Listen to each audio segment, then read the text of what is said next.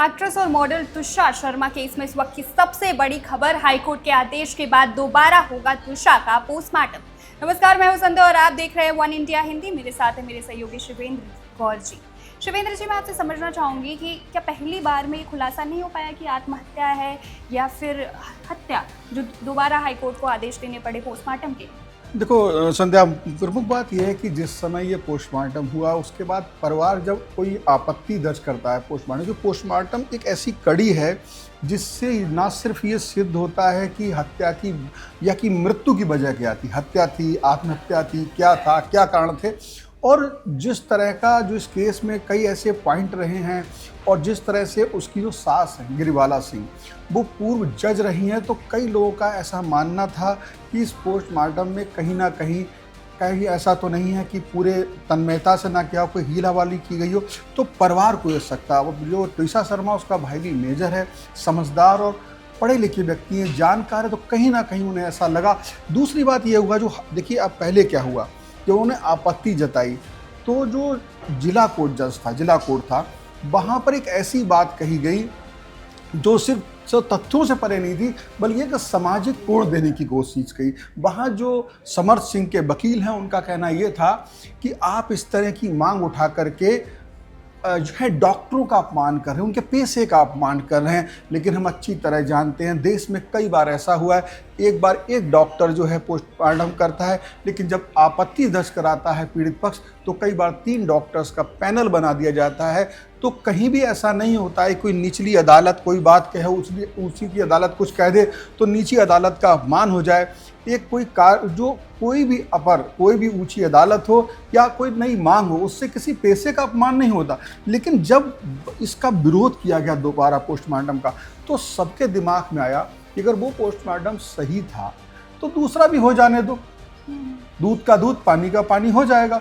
लेकिन उसके विरोध के पीछे क्या मंशा थी, तो कहीं ना कहीं लोगों को समझ में आया ये विरोध जो है इस कहीं और ज़्यादा उसने संदेह पैदा किया। और यही बात रही कि हाई कोर्ट ने सुनते ही उसमें उन्होंने ये आदेश दे दिए कि अब दिल्ली के एम्स के डॉक्टर जाएंगे और भोपाल जाकर के पोस्टमार्टम करेंगे। क्योंकि हमने देखा है हैदराबाद का जो एनकाउंटर मामला था, उसमें भी हैदराबाद से शव यहाँ नहीं लाया गया था, बल्कि एम्स के डॉक्टर हैदराबाद गए थे और वहाँ जाके पोस्टमार्टम किया था। संजय, इस खबर के साथ एक और बड़ी खबर आ रही है कि जो उनके पति है समर्थ, उन्होंने अपनी जमानत याचिका जो है वो वापस ले ली।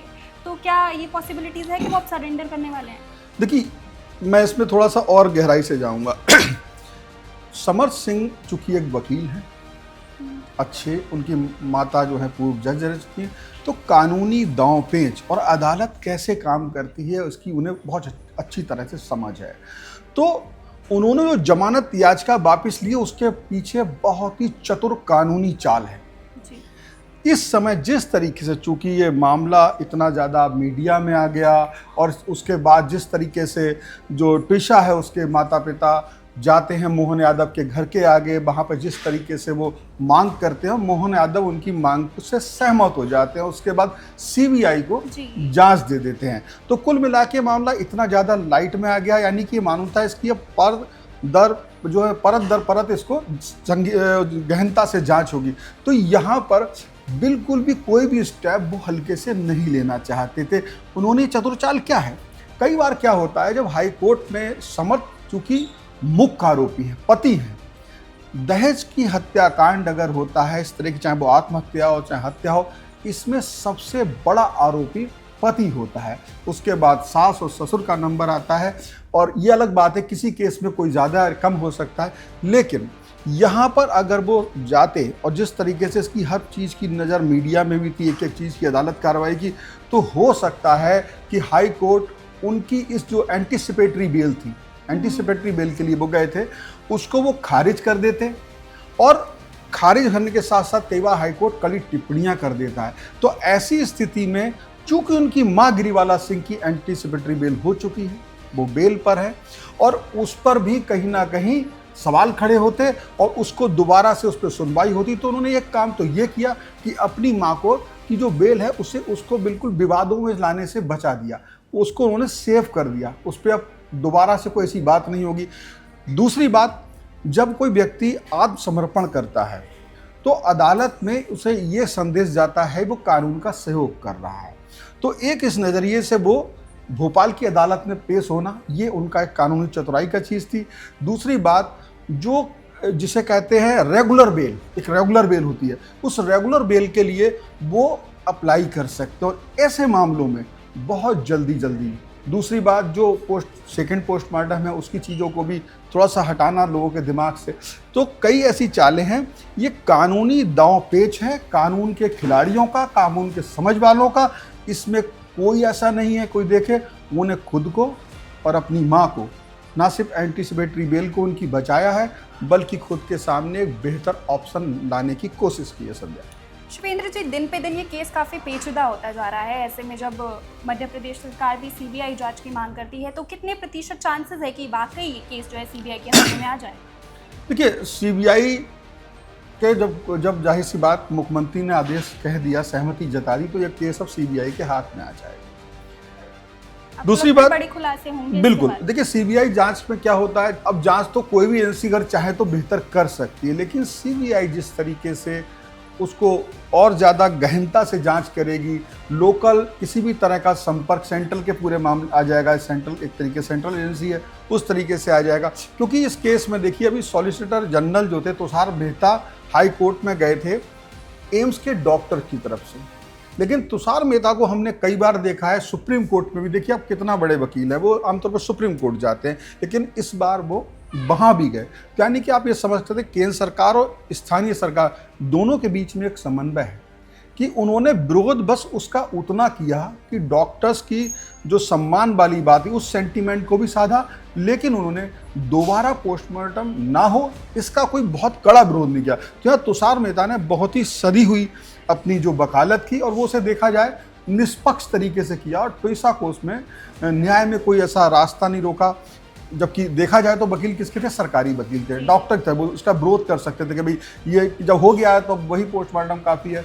लेकिन सच्चाई ये है कि इवन जो संबंध के वकील थे उन्होंने भी इससे सहमति जताई है कि आप करा लीजिए, लेकिन उन्होंने जिला अदालत के अंदर में था। देखिए बहुत सी चीज़ें वो देख रहे हैं, जिला अदालत में जिस तरह विरोध करा गया, क्यों किया गया।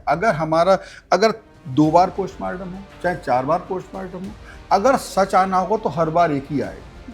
लेकिन विरोध करने का मतलब कहीं ना कहीं दाल में कुछ काला है, ये हुआ और इसमें देरी हुई। मैं तो मानता हूं कि निचली अदालत को ही ये आदेश दे देना चाहिए था, क्योंकि जो ट्विसा का इस समय शव है वो -4 डिग्री सेंटीग्रेड पर है।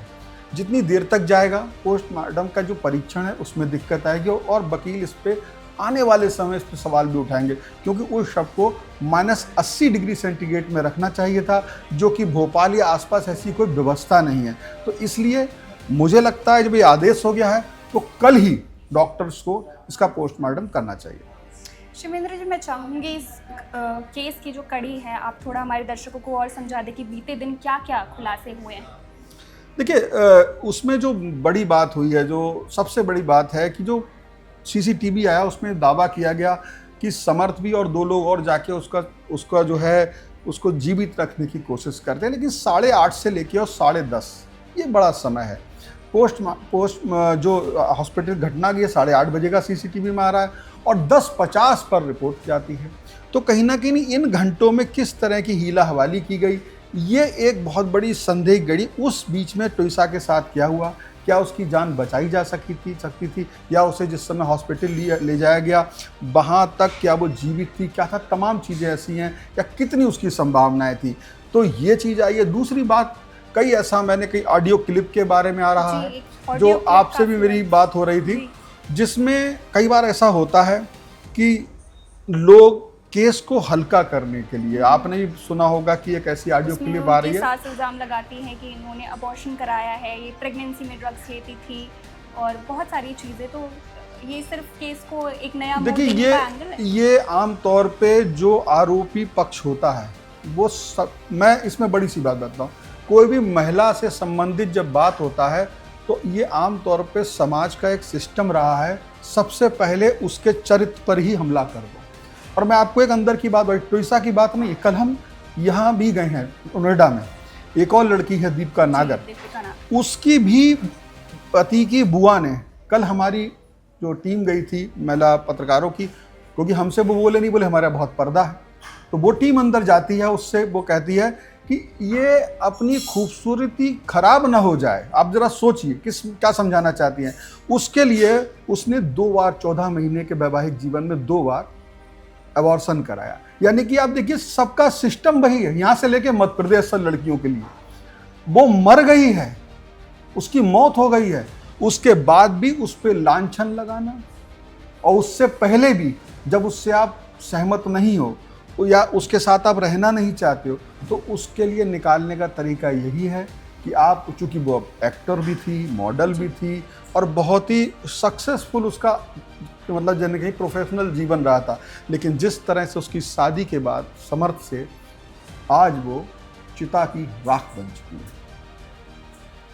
शिवेंद्र जी, आपके परिजनों से भी बात हुई है तुषार शर्मा की, तो मैं जानना चाहूँगी, हमारे दर्शकों को बता दीजिए कि उसका इस पूरे मामले, उनका इन सब का पूरे मामले पे क्या कहना है? देखिए, वो एक फैमिली बहुत ही साधारण, मतलब है तो अपर मिडिल क्लास फैमिली, लेकिन वो इतनी कानूनी दांव पेच ना समझ। केवल उसका एक भाई है जो मेजर है, जो ये सारी, लेकिन वो भी देशभक्ति और इस तरह की चीज़ों में रहते, उन्हें लगता था कानून सही काम करेगा। लेकिन जब वो वहाँ जाते हैं तो जिस तरीके से उस फैमिली ने, जो कानून की खिलाड़ी थी, देखिए जितना ताकतवर आदमी होता है ना, वो उतना ही तरीके से अपराध को जो है कानूनी दांव पेचों से बचा के करने की कोशिश करता है। जब उन्हें लगा कि उसकी जो आभा है उसकी सास की, जो एक पूर्व रिटायर्ड जज हैं, हम सब जज को किस नज़रिए से देखते हैं, तो जाहिर सी बात एक उसकी उस पद की एक आभा होती, उसकी वजह से उन्हें लगा कि स्थानीय पुलिस हाथ रखने से डर रही है, उतनी सख्ती जितनी आम अपराधियों के साथ होती है वो नहीं हो रही है।